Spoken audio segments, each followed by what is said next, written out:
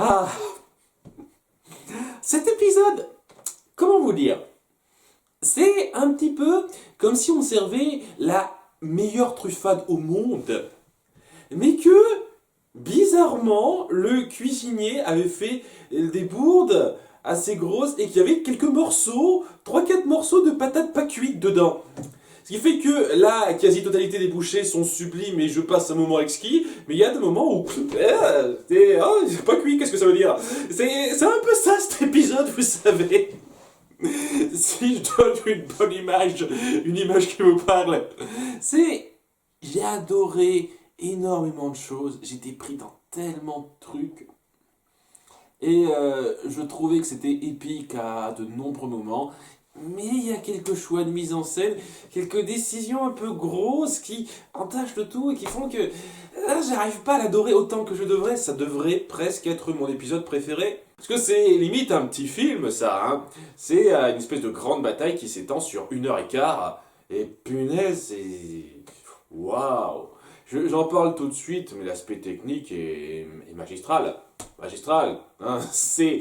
Faut bien comprendre que là, ce sont des humains de toutes sortes qui représentent tous les peuples qu'on a vus, donc énormément de cultures, énormément de costumes qui se mélangent, qui combattent des morts, des morts vivants, des zombies, donc que des mecs avec un maquillage. Alors, peut-être que certains, ils étaient incrustés en images de synthèse, mais on sent quand même qu'il y a du maquillage là-dedans, quoi. Je veux dire, le travail effarant qu'il y a dû y avoir dans la préparation là-dedans, dans la mise en scène, la réalisation, mais c'est extraordinaire quoi. Il y a énormément de films de cinéma qui n'ont pas ce mérite-là. Vraiment, je veux dire, c'est pas la première fois que ça arrive. Il y a des grandes scènes de combat super fortes avec vraiment une grande échelle très forte et tout, mais ça a jamais atteint ce rang-là. Parce que on a non seulement, comme j'ai dit, différentes cultures, on a des morts vivants qu'il faut incruster, des marcheurs blancs qui ont donc leur fin spécifique. Je sais pas si c'est du maquillage ou si c'est de l'image de synthèse. Je pense que ça doit être un peu de l'image de synthèse. Et des dragons qui sont rajoutés là-dessus, quoi, 2 dragons normaux et un dragon zombie, qui doivent être donc maniés, pilotés par 2 personnages. C'est quand même très fort, quoi. Jamais, au grand jamais, j'ai vu ça dans une série, quoi. Atteindre ce niveau de production, ça arrive jamais. Et visuellement parlant, c'est super fort. Hein. Les moments où donc ce combat a lieu, la violence du combat, parce que voilà, c'est un combat des morts qui ont pas d'âme propre à eux-mêmes, quoi. C'est une armée de pantins qui avancent sans réfléchir, sans rien du tout, et donc bien entendu c'est un ennemi super, qui fait froid dans le dos totalement. Tout ça c'est vachement prenant, et il y a énormément de moments de combat, énormément de moments violents qui vous prennent aux tripes. C'est très fort là-dedans. En tout cas voilà, c'est pour vous dire que sur l'aspect technique, il n'y a rien à redire, c'est magistral. Sur l'aspect écriture, il y aura des petits trucs à redire. Hein. Donc, on y vient. On commence donc alors que on se prépare devant Winterfell à accueillir cette armée qui vient nous envahir et nous tuer. Et j'apprécie pas mal le fait de se centrer pour commencer sur Sam et Tyrion, c'est-à-dire ceux qui sont parmi nos personnages principaux masculins les moins à même de vraiment bien combattre, même si ça m'a pris un petit peu d'assurance quand même à ce niveau-là, mais voilà quoi, on sent que ce sont ceux qui tremblent le plus, qui sont plus incertains de ce qu'ils pourront faire. Tandis que Tyrion va se cacher avec les autres et que Sam vient sur le champ de bataille aux côtés d'Ed. Et donc voilà, il y a tout le monde qui est sur les nerfs, le combat approche et ça va, ça va être violent, ça va être sanglant. Et voilà, ce moment est super fort, quoi. Ce dernier calme avant la grande tempête, et il est vraiment pesant. Et c'est là qu'arrive Mélisandre de nulle part. Alors je sais pas comment elle a passé l'armée des morts, mais bon, elle a réussi à passer devant. Je sais pas. Hein, c'est le maître de la lumière qui a réussi à faire ça pour apporter sa dernière contribution. Parce qu'elle le dit à Davos un peu plus tard, oui, pas besoin de me tuer, je mourrai ici avant le lever du jour. Rassurez-vous Davos, hein, c'est pas la peine de le faire. Voilà, donc est-ce qu'elle veut faire un petit peu, c'est s'expier une dernière fois, aller jusqu'au bout de ce que le maître de la lumière voulait d'elle. Et à nouveau, je sais que je me suis plaint du personnage, et oui, que je la trouve un peu odieuse dans sa façon de faire. Cela étant, ça ne veut pas parce que le personnage est odieux en soi que ça en fait un mauvais personnage, hein, sur le principe dans l'écriture.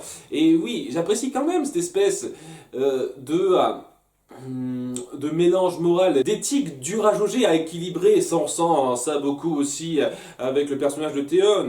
Et là aussi on sent que ça veut faire pareil avec Mélisandre, quoi. Elle a fait des choses qu'elle regrette, mais elle veut aller jusqu'au bout de ça. Donc j'apprécie qu'elle veuille participer à la fin pour terminer, quoi, pour qu'on donne vraiment une fin au personnage. J'apprécie ça, vraiment, hein. Et le fait qu'on veuille un petit peu conclure un petit peu, boucler la boucle en ce qui concerne les plans du maître de la lumière et de ses représentants, parce que je sens que ça va être un petit peu la fin par rapport à ça.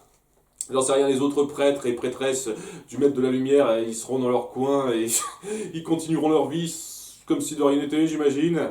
Hein, ça fait des lustres qui servent plus trop à rien, cela ça a toujours été seulement Mélisandre et Tauros, hein, qui ont un petit peu eu de l'influence sur quoi que ce soit, quoi. Enfin bon. Voilà, donc elle arrive, elle lance un sort sur les armes des Dothraki pour qu'elles puissent toutes s'enflammer.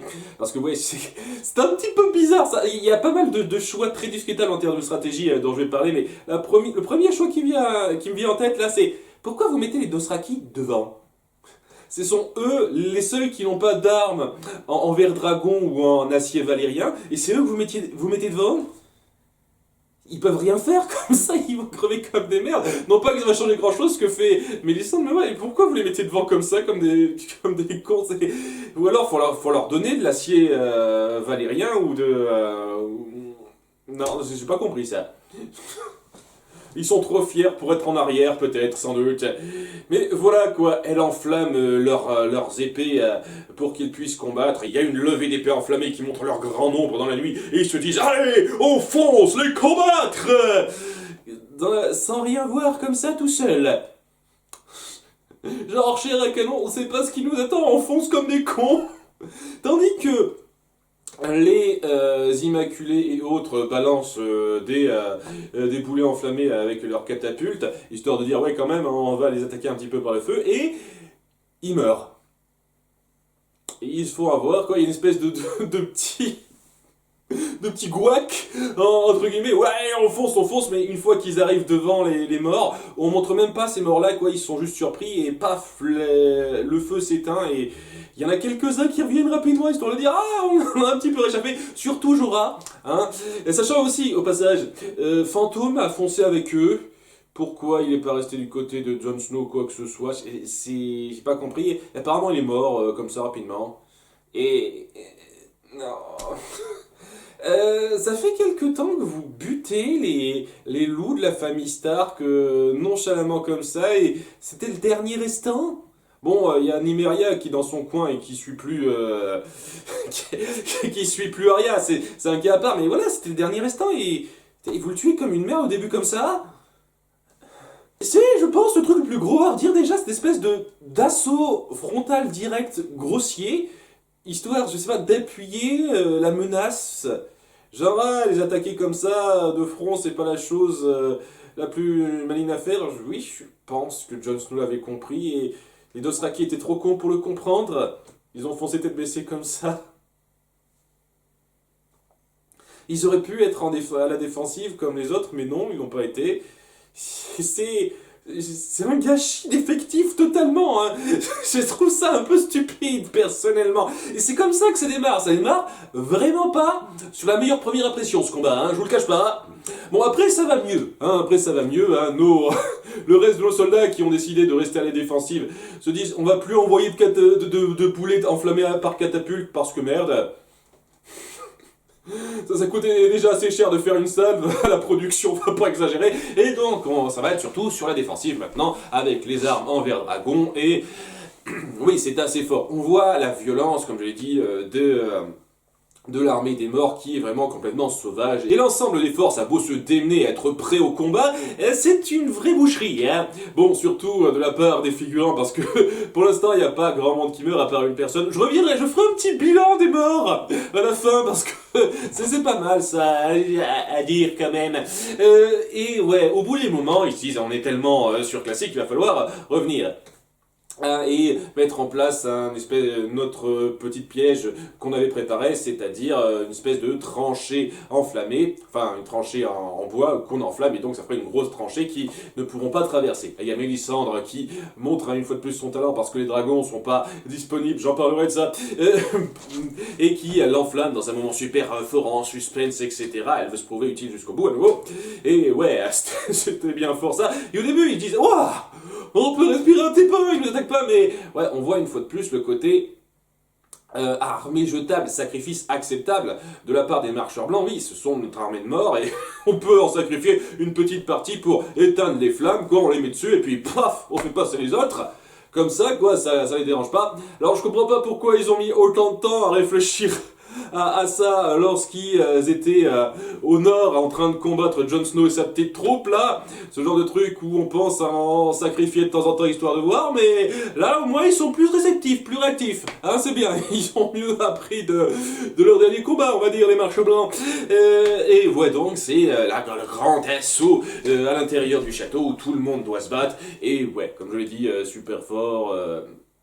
La violence du combat, etc. Il y a du sang de partout, il y a des tonnes de confrontations prenantes, etc. Et ouais, ça va se poursuivre un petit peu comme ça durant tout l'épisode jusqu'à la fin. Tandis que du côté de nos petits réfugiés, femmes et enfants, tout ça, il y a Sansa qui est envoyée là-bas par Arya avec sa dague en acier valyrien, histoire qu'elle puisse se protéger, et elle s'en servira pas du tout. Au passage, hein, tant que j'en parle. Et ouais, c'est le passage que j'ai trouvé le plus... c'est pas le plus ennuyeux parce que comme je dis le plus irritant pour moi c'est le début quoi, mais le passage que je trouve ennuyeux c'est le fait qu'il n'y a pas grand chose qui en sort de cette scène, mais vraiment pas du tout. On appuie à peine la psychologie des personnages à part un peu Tyrion et Sansa, et ouais quoi, c'est pas grand chose quoi. Et il y a Tyrion qui dit ah si j'étais présent je pourrais peut-être observer certaines choses et les aider à concocter des plans, etc. et non. Et tout le monde dit non, vous pourriez rien faire, ok. J'apprécie ça, le fait que Tyrion se sente inutile et qu'il veuille essayer de faire quelque chose, quoi qu'il arrive, mais ouais, ça va pas plus loin que ça, c'est juste histoire de poser ça et ça va pas plus loin. On essaye d'appuyer un petit peu le couple qui était Sansa Tyrion, un petit peu, c'est tout, il n'y a pas grand chose qui se passe autour de ces personnages-là, si ce n'est le fait que bon, ils se sont réfugiés dans la crypte où il y a des morts.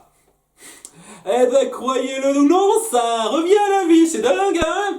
Alors, ça m'embête un petit peu, ça, parce que j'ai apprécié le fait qu'on pointe un petit peu l'idiotie dont a fait part Tyrion à quelques reprises dans les saisons précédentes, dans les deux épisodes avant ça.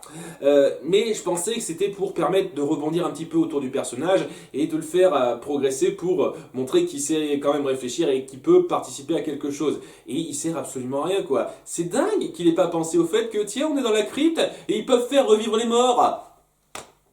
Et si on se cachait autre part, ou si on faisait gaffe, je sais pas à ça, en scellant bien les coffres pour pas qu'ils viennent nous emmerder, etc. Vous voyez, ce genre de truc qui aurait montré que Tyrion, malgré le fait qu'il est impuissant dans le combat, pouvait participer, aider un petit peu les gens à sa manière en réfléchissant un petit peu, mais non, il n'a pas fait ça. C'est ce genre de détails, vous savez, le genre de truc qui aurait pu être changé, qui aurait pu être montré rapidement en disant quoi, les morts se réveillent dans la crypte, qu'est-ce qui va se passer, et Tyrion qui a prévu un truc, ah je savais que ça pouvait arriver, j'ai fait en sorte de consolider les cercueils dans lesquels ils se trouvent, comme ça ils pourront pas nous attaquer. Paf.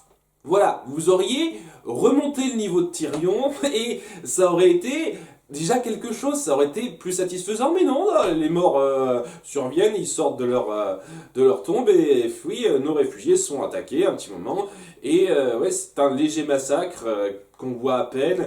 Il y a Tyrion et Sansa qui ont à nouveau un petit moment histoire de dire que ouais, ils se souviennent de ce qu'ils ont passé ensemble et qu'ils sont prêts à se battre quand même malgré ce qui se passe et on les voit pas trop se battre. parce que ce sera réglé après, mais voilà, y a rien qui se passe de très notable là-dedans, à part le fait que les morts se réveillent là-dedans et qu'ils tuent quelques personnes, mais aucun personnage important, aucun personnage vital, aucun personnage qui a un nom, rassurez-vous. Varys, Missandei, etc., Ver et tout, ils survivent tous, hein, rassurez-vous, ils survivent tous. Donc, ouais, ça aurait pu être beaucoup mieux appuyé si vous aviez mis plus en avant l'ingéniosité de Tyrion, au moins dans cette situation, à l'intérieur des cryptes, mais non, on l'avait pas fait, et donc c'était juste une petite parenthèse à côté. Et... C'est vraiment dommage, je trouve. Tandis que du côté de nos dragons, donc de Jon Snow et Daenerys, qui vont faire une bonne partie du boulot quand même, ils décident de participer un petit peu à l'effort de guerre et de cracher un peu du feu sur les ennemis. Seulement voilà, les marcheurs blancs viennent avec leur petite brume perso à chaque fois et ça déstabilise un petit peu nos dragons qui sont pris dedans. Et donc c'est à cause de ça qu'ils peuvent pas être allumés les tranchées pour empêcher les morts de passer et que c'est Mélisandre qui doit faire le taf. Et ce qui, donc, ouais, amène à un petit moment un peu bizarre où il reste complètement déstabilisé à l'intérieur du nuage de brume, sans rien faire pendant un petit moment, sauf de temps en temps quand il crache du feu au sol. Mais ils y vont à l'aveugle ou je sais pas trop, quoi. C'était, visuellement parlant, c'était super bon à pas mal de points, parce que voilà, on voit la force de ces dragons, la grandeur lorsqu'ils participent, et oui, le côté déstabilisant de ces marcheurs blancs où ils savent pas à quoi s'attendre. Je trouve que les deux personnages le font bien passer. Je trouve que ça aurait mérité être un petit peu plus appuyé, le fait qu'ils ne peuvent pas participer au combat sur Terre. Je ne sais pas, comme quoi la brume les empêcherait vraiment d'aller plus bas et vraiment totalement de voir. Alors, ce qui n'est pas totalement le cas, puisque ils arrivent quand même à voir les flammes en bas, etc. Ou alors, lorsqu'ils ont allumé les flammes de la tranchée, ça a dissipé un petit peu la brume. Je sais pas. C'est pas grand chose, quoi. Dans la mise en scène, ça restait quand même vachement efficace. Et voilà, quoi. Ils voulaient participer à fond sur leur dragon. Et c'est là qu'au bout d'un moment, ils se feront attaquer par le dragon zombifié. Oui, oui, quand même. Et où, ouais, il y a pas mal de moments intenses, c'est surtout le combat contre le dragon de Jon Snow et le dragon zombifié qui va être vachement violent puisque ça se mord, c'est... On a vraiment peur pour lui, Jon Snow qui manque de se faire cramer et croquer par l'autre dragon, quoi, et au bout d'un moment, il parvient à le battre, mais l'autre dragon est totalement blessé et lui aussi se met à terre, donc Jon Snow se retrouve un petit peu seul avec ça, ce qui l'amène à se trouver devant le roi de la nuit, le chef des marcheurs blancs, qui lui aussi est mis à terre, parce que je précise quand même qu'il était sur le dragon zombie, et Daenerys qui se pointe devant lui pour le cramer avec son feu dragon là, et ça marche pas. Eh oui, ils sont un peu plus résistants que leurs zombies, les marcheurs blancs, le feu ça suffit pas à les buter quoi. Il faut du ver dragon ou de l'acide valyrien, hein, sinon ça marche pas. Donc... le roi de la nuit se dit je me hâte vers Bran pour aller le tuer de mes mains moi-même, la corneille, tandis que oui, Jon Snow fonce vers lui pour l'attaquer. Et voilà, le marcheur blanc recommence son geste. Tu peux pas tester, vieux. Pour ranimer les morts qui sont tombés sur le champ de bataille, donc de la part des Dothraki, des Immaculés, etc. et certains des personnages déjà importants qui étaient déjà morts à ce moment-là. Voilà, et donc, ouais, Jon Snow essaye de faire de son mieux pour le combattre, etc., pour essayer de le tuer avant, mais il arrive trop tard et est obligé de se frotter à une horde de zombies pour ça, pour se faire sauver de justesse par Daenerys et foncer juste après, là où se trouve Bran pour le sauver du roi de la nuit, tandis que Daenerys reste un petit peu dans son coin et je sais pas pourquoi elle se met au sol, ou c'est le dragon quand il était un peu crevé, je dis je vais poser un petit peu mes pattes.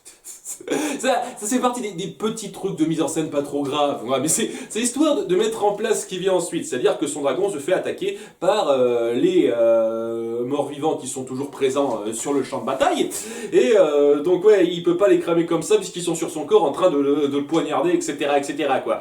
Donc ça amène un moment assez intense où elle risque un petit peu sa vie, où le dragon décide de voler dans les airs avant de crever, quoi. Mais Daenerys se trouve au sol, et juste avant de se faire tuer, elle est sauvée de justesse par Jorah qui fonce à sa rescousse, qui a toujours fait gaffe à elle dans un élan héroïque.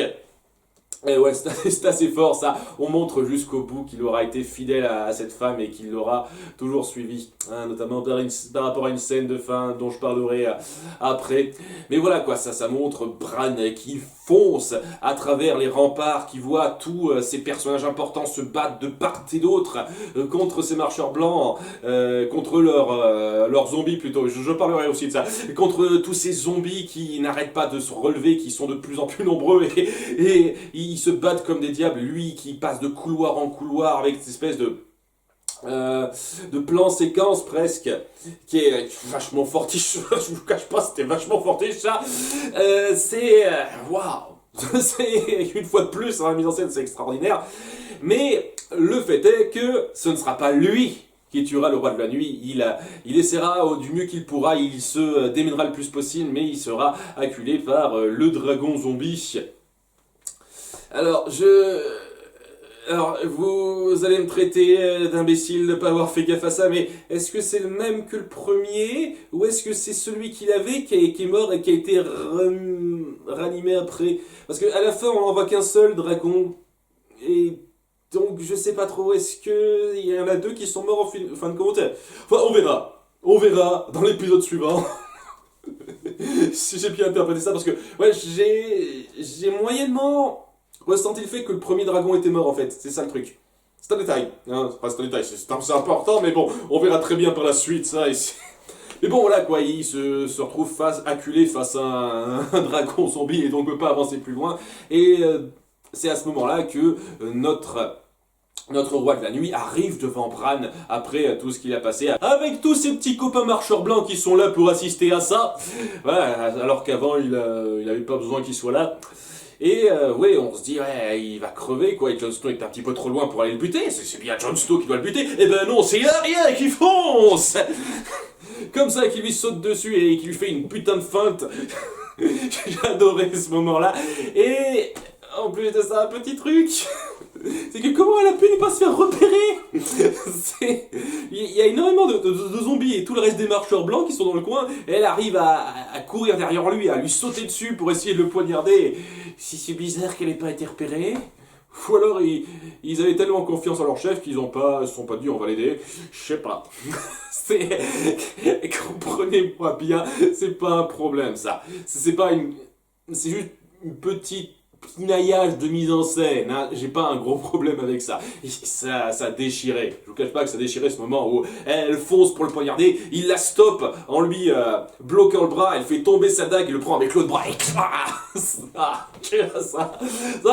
c'est cool, hein. Ah, c'était super cool. Je vais pas le nier. Et ouais, ils meurent tous.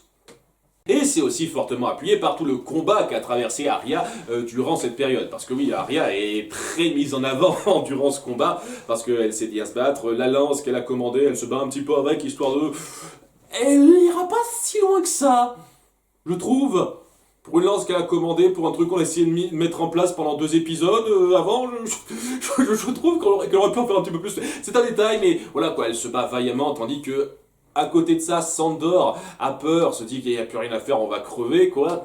Et voit le courage d'Arya qui se bat de son mieux et qui finit un petit peu par être un peu acculé et doit se barrer. Alors, c'est là que ça mène à une scène que j'ai trouvé un peu bizarre.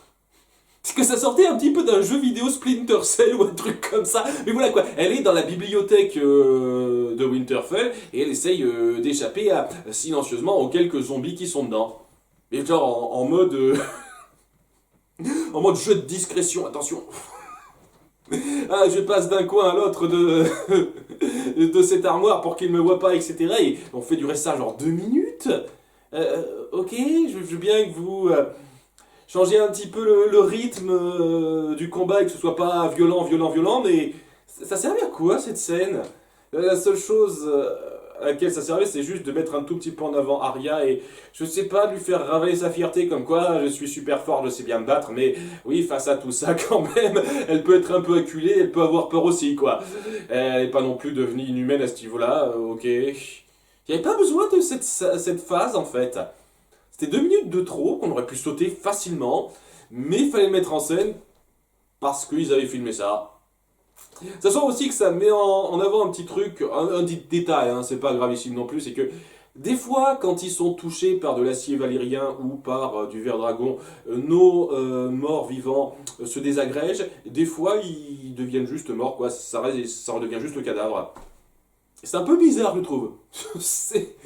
Il y a certains qui marchent pas de la même façon, mais oui, il y a des fois, ils sont touchés par une flèche enflammée ou ils sont poignardés par du ver dragon et puis ils se désagrègent et morts. Mais des fois, non. Je sais pas comment c'est censé fonctionner ce truc-là. Il y a une différenciation que j'ai pas remarquée. Ça, c'est rien du tout aussi. Hein. Comprenez-moi bien, une grosse partie des détails sur lesquels je me plains, c'est que ça, des détails. C'est pas grand-chose. En tout cas, ouais, non, moi, tout ce passage, j'ai trouvé superflu. Ouais, on sait juste qu'elle fuit les marcheurs blancs, on pourrait passer directement à la scène où elle fuit quelques marcheurs blancs, où elle se fait sauver par Sandor et Beric. C'était un petit peu superflu, mais étant donné que Arya est un personnage important, central, on veut le mettre le plus en avant possible, sans doute. Non pas que cette scène était mauvaise en soi, c'est juste que je trouve que ça ralentissait un peu trop le rythme, peut-être. Je pense que c'est ça. Ça ralentissait trop le rythme. Néanmoins, elle se fait sauver par Beric et Sandor. Beric se sacrifiera pour qu'il s'échappe. Je parle un petit peu de cette mort-là particulièrement. J'ai zappé toutes les autres. Si vous remarquez bien, je ferai le bilan à ce niveau-là à la fin de cette vidéo, rassurez-vous. Mais voilà, quoi. Beric se bat jusqu'au bout et finit par mourir, se sacrifier pour les permettre d'être sauvés, quoi. Il meurt un petit peu dans les bras d'Arya, et c'est là que Mélisandre est dans le coin, dans l'endroit où ils sont un petit peu cachés, elle et Sandor, histoire de boucler la boucle par rapport à tout ce qui a été mis en place autour de ces personnages et tout et tout. Alors autant pour Mélisandre, je vous cache pas que j'ai la conversation qu'elle a eue il y a longtemps de ça dans la saison 3, me semble-t-il, ouais, saison 3. J'avoue qu'elle m'a pas énormément marqué cette conversation, mais apparemment, ouais, elle a dit un jour on se reverra et tu feras certains trucs. Le truc que t'as fait, oui, ça correspond à ce que j'ai dit, ok, voilà. Il a accompli sa destinée, Beric. Voilà pourquoi le maître de la lumière l'a laissé en vie. Et au début, je me suis dit, ouais, juste pour sauver Arya et Sandor à un moment donné comme ça, n'importe qui aurait pu le faire, mais je reconnais au moins que par rapport à ce que fait Arya après, ça a plus de sens. Et oui, c'est vrai que s'il n'avait pas été là, c'est pas lui qui aurait incité Sandor à aller aider Arya, et Arya aurait sans doute été morte à ce niveau-là. Donc il y a un lien de cause à effet que j'apprécie là-dedans, et surtout par rapport à ce que représente Arya sur la fin. Parce que Mélisandre balance la devise de je sais plus trop qui, je sais plus trop quoi. Excusez-moi là, j'ai plus en tête, mais c'est assez important. Qu'est-ce qu'on dit face au dieu de la mort? Pas aujourd'hui. Et c'est là qu'Arya est complètement motivé pour aller défoncer du cul. Et ouais, en gros on la voit plus, seulement à la toute fin pour donc buter le roi de la nuit. Donc ouais, on donne l'importance qu'il est censé avoir à Beric, c'est-à-dire qu'il a été maintenu en vie pour permettre à Arya d'accomplir sa grande action à la fin. Il y a eu quelque chose de fort là-dedans, je le reconnais. Hein, il y a une signification pas anodine, j'apprécie ça. Donc ouais, ça amène donc à ce qu'Arya, comme je l'ai dit, bute le roi de la nuit et pas Jon Snow, parce que oui, on s'attend trop à ce que ce soit Jon Snow, c'est toujours Jon Snow, et ben non, c'est Arya, merde, quand même, pour une fois. Donc j'apprécie cette petite surprise.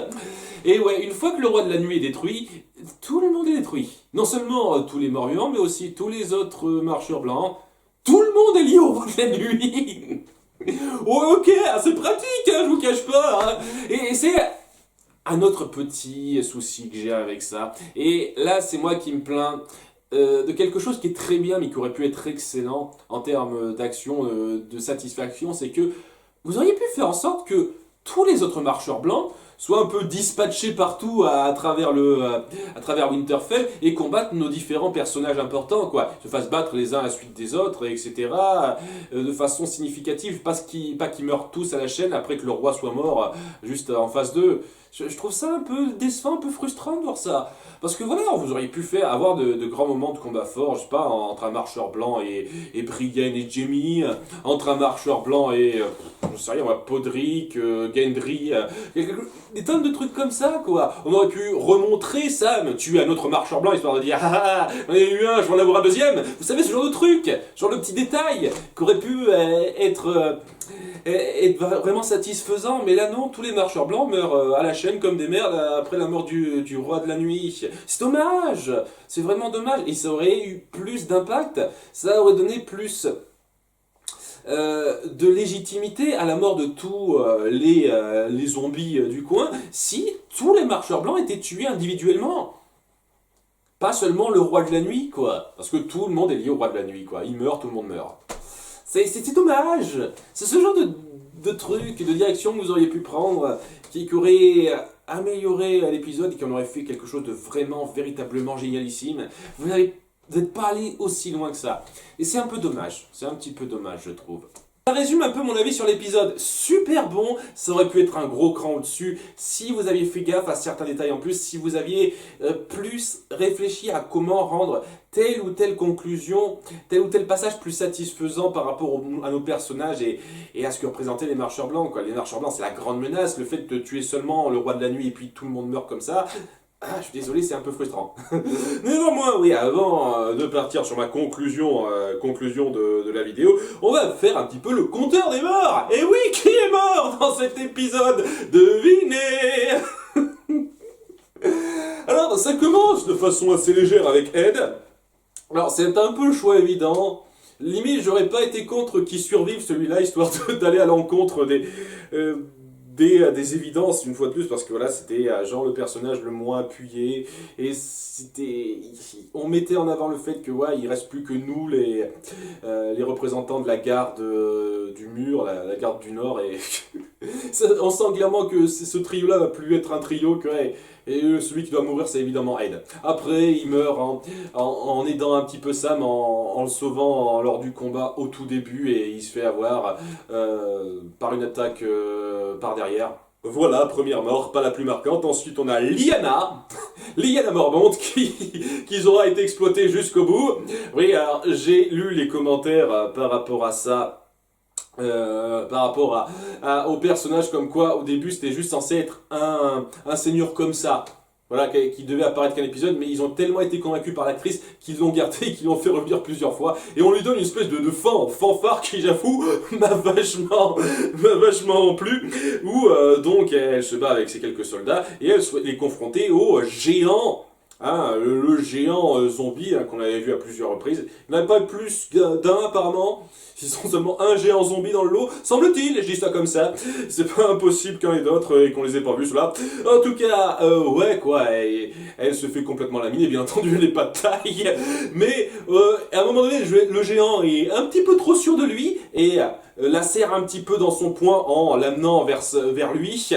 Alors pourquoi il fait ça? Pourquoi il se contente pas juste de la serrer et de la comme ça, sans forcément l'amener devant lui? Je sais pas trop, hein, c'est pour la mise en scène dramatique. Et Lyanna se dit dans un dernier soubresaut, elle sort une petite dague en verre dragon et elle bute le géant, quoi. Elle le fait s'effondrer. Hein, donc il devient pas un cadavre, il est lourd, quoi. Et ça marche pas pareil selon tel mort-vivant. C'est un petit peu bizarre pour moi, une fois de plus. Et bon, ouais, c'est super cool, quoi. Cette espèce de moment de courage, elle qui voulait combattre jusqu'au bout et qui, jusqu'au dernier souffle de sa vie, se bat pour combattre ces morts-vivants, quoi, et qui accomplit une grande tâche par rapport à ça. Et même si dans la mise en scène, c'est un petit peu forcé, je trouve, c'était super classe. Je reconnais que c'était super classe. Troisième mort, donc Beric, j'en ai parlé. Ils ont bien mis en place le fait qu'il a atteint l'objectif qui avait été fixé, c'est-à-dire ouais, le but dans la vie, pourquoi on l'a maintenu en vie aussi longtemps, voilà pourquoi elle était là et ce que ça signifie. J'avoue que c'était plutôt bien amené, plutôt bien appuyé là. Ça passait très bien. Ensuite, le suivant, c'est Théon. Et là, je vous jure, ça... ah, ça m'a fait un petit peu mal au cœur, mais ouais, quoi, ça me semblait être un petit peu prévisible, dans le sens où c'est un peu comme ça qu'il devrait finir pour expier ses fautes. Il a décidé de rester avec les quelques Fernés qui l'ont suivi, protéger Bran à lui seul, de façon à ce qu'il n'y ait pas trop de monde pour protéger Bran et que ça attire le roi de la nuit, donc c'est pas une mauvaise tactique en soi, hein, c'est pas j'ai aucun problème avec ça. Et ouais, quoi, il se bat jusqu'au bout pour le défendre contre la horde de zombies qui vient pour le tuer, quoi. Et ouais, quoi, au bout d'un moment, il ne reste plus de flèches enflammées, donc il se bat avec une lance en verre dragon, quoi, comme un démené, jusqu'à ce qu'il reste plus que lui, et que maintenant le roi de la nuit s'avance vers Bran et que ce dernier dise à Théon que c'est un homme bon, hein, et que et en gros, c'est une façon de lui dire qu'il lui pardonne, que malgré les erreurs qu'il a faites, il a fait plus de choses bien, il a plus cherché à expier ses fautes, et ça le rend totalement différent de gens comme Ramsay par exemple, qui était un connard fini. C'est vraiment histoire de dire qu'il a atteint son expiation vraiment totalement avec ça, et que il a fait le maximum pour racheter ses fautes, et qu'il mérite d'être considéré comme un homme bon après ça. C'est un très bon moment de la part de Bran, c'est vraiment... Je trouve, une fois de plus, je le redis, je suis sûr qu'il reste une partie de Bran là-dedans, quoi. C'est pas juste, il n'est pas totalement effacé, il y a une partie de lui qui reste là. Et oui, quoi, il décide de se battre jusqu'à la fin, de foncer vers le roi de la nuit, mais un combat singulier de mano à mano, surtout après avoir été amoindri comme il l'a été, oui, il se fait tuer. Et voilà, c'est la fin de Théon. Ah, ça m'a vraiment touché ensuite. Ah, ce qui m'a tout autant touché, c'est la mort de Jorah après. Jorah qui est prêt à se battre jusqu'au bout pour défendre Daenerys après l'avoir sauvé, donc une fois que son dragon soit envolé. Et ah ouais, quoi, on le voit lutter jusqu'au bout, se prendre coup après coup, se relever malgré ses blessures pour se tenir devant la femme qu'il aime, la protéger jusqu'à la fin. Et une fois que les marcheurs blancs sont tous morts et disparus, il peut un petit peu lâcher la chose et se poser au sol et mourir silencieusement, calmement, dans les bras de Daenerys qui le pleure totalement. C'est un moment assez fort à dire. Parce que oui, à nouveau, hein, Théon et Jorah, ils sont présents depuis le début. Hein. Théon et Jorah, ils sont présents depuis l'épisode 1. Ça représente quelque chose de fort, leur mort, hein, c'est clair et net. Et donc, ouais, ça m'a particulièrement ému, ça, je vous cache pas. Hein. Ces deux morts-là étaient super fortes, etc. Particulièrement bien mises en scène.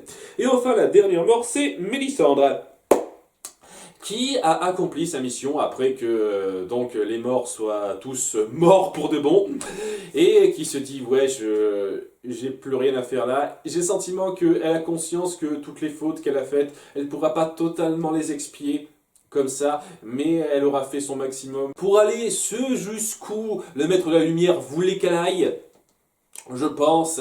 Et à la fin, elle part du château en enlevant son collier, en redevenant la vieille ridée qu'elle était avant. Oui, parce qu'on me l'a dit, ça, en gros, sa jeunesse est lui donnée par le collier qu'elle porte.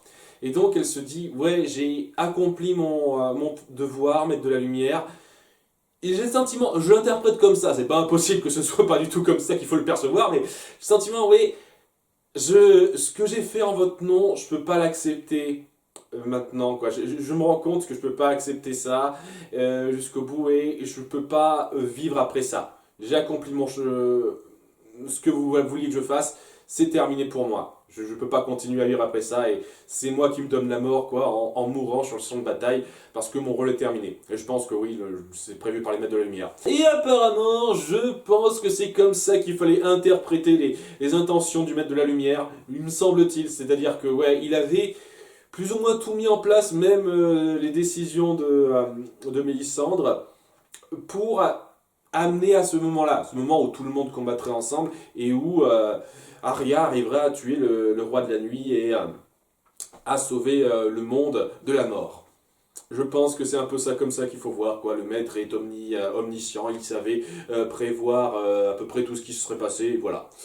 Je sens, c'est un peu comme ça qu'il faut le voir. Je suis pas particulièrement fan de ça, je vous cache pas, mais ouais, c'est pas dans cet épisode que c'est le plus ennuyeux, je trouve. Et je pense aussi que ça reste ouvert à interprétation. Si ça se trouve, certains choix n'étaient pas dus au maître de la lumière. À nouveau, les nombreux bûchers qu'elle a fait en son nom lorsque Stannis l'a commandé, j'ai toujours du mal à voir en quoi ça rejoint le plan du maître de la lumière à la fin, par exemple. Donc ouais, à nouveau, elle a sans doute mal interprété certains trucs, Mélisandre. En tout cas, voilà, ils essaient de lui donner une dernière fin digne, et c'était une fin tout à fait correcte et très satisfaisante du personnage par rapport à ça. J'ai accompli tout ce que je devais accomplir. C'est terminé pour moi. Je ne peux pas continuer à vivre. Très bon épisode, j'ai adoré tellement de trucs. C'est dommage qu'il y ait des grossièretés là-dedans. Le début avec les Dothraki, je trouve que c'est grossier. Ce qui se passe dans les catacombes avec Tyrion, Sansa et compagnie, c'était trop parenthèse pour pas grand-chose, malheureusement. Et d'autres petites choses comme ça qui me gênent un petit peu et qui rend l'épisode légèrement frustrant par rapport à ce qu'il aurait pu être. Alors, on aurait pu changer quelques détails ci et là et rendre cet épisode génialissime, quasi parfait pour moi. Et c'est pas le cas. Il y a des grossièretés qui sont vraiment difficilement pardonnables ci et là et qui amoindrissent l'épisode, malheureusement. N'empêche que j'ai adoré énormément de trucs. À nouveau, la violence du combat, le niveau de production qui est vraiment du jamais vu dans une série. Jamais vu ça avant, quoi. Je veux dire, même les grands épisodes de combat dantesques qu'on a vu avant dans la série, c'est du pipi de chat à côté de ça. Hein. En termes d'effets spéciaux, de violence du combat, de tous ces figurants à gérer, tout ça, jamais vu autant de moyens déployés pour ça. Tellement fort ça. Et des choses vraiment satisfaisantes, Arya à la fin qui vient sauver tout le monde, Jon Snow qui est toujours prêt à se démener jusqu'au bout, et pas mal de moments de mise en scène qui vous prennent aux tripes, c'est tellement fort. Je peux pas ne pas adorer cet épisode, mais je peux pas être totalement exalté devant lui parce que, comme je l'ai dit, il y a ma super truffade qui est succulente, mais il y a ces morceaux de patates pas cuites. Exactement. N'empêche que j'ai adoré quand même. Vraiment adoré. C'est pas tout à fait un de mes préférés à cause des soucis que j'ai listés, alors que ça aurait pu être mon épisode préféré, sérieusement. Mais maintenant que c'est fait, maintenant que c'est dit, eh ben, il reste à voir comment ça va gérer, comment ça va se régler entre ce qui reste au nord et des Mersey. Parce que je sens, il va y avoir beaucoup moins de monde à suivre les bannières de Daenerys et de Jon Snow maintenant, après cette petite épuration qui a eu lieu. Je pense qu'il va y avoir beaucoup moins de monde, donc ça va être plus difficile à gérer ce combat-là. Et c'est un petit peu ce que j'attends de voir. Après, il y a aussi le problème de Jon Snow qui est un Targaryen et comment régler un petit peu ce truc-là, et qui est légitime pour le trône, tout ça. Je suis pas particulièrement emballé par ça, mais peut-être que ce sera bien géré. On verra bien. Cela dit, ouais, maintenant il faut régler le problème Cersei, et tout ce que j'espère, c'est que maintenant, Tyrion... S'il vous plaît, faites que Tyrion ait un rôle là-dedans, que Tyrion démontre qu'il est malin, qu'il sait réfléchir et qu'il peut profiter d'une situation, à arranger une situation qu'on lui offre. S'il vous plaît, faites en sorte que Tyrion brille à nouveau. Ce que je vous demande dans les 3 derniers épisodes de cette série, s'il vous plaît. En tout cas, c'était une conclusion un peu rapide sur la fin, avec les marchands blancs qui crèvent tous, mais une conclusion très satisfaisante et riche en tension, en action forte, qui m'a bien plu. Très réussi et... Maintenant, faut voir comment le reste se gérera. Je suis plus ou moins impatient de voir ça. À bientôt pour l'épisode 4. Bye!